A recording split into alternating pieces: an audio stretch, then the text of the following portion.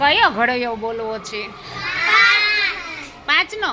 Okay, ચાલો હું એકવાર બોલીશ, એક તમારે એના પછીનું બોલવાનું. 5 એકા 5, 5 તેરી 15, 5 પચું 25, 5 સત્તા 35, 5 નવા 45.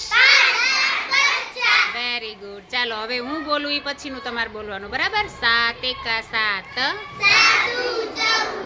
7 તેરી 21, 7 પંચા 35,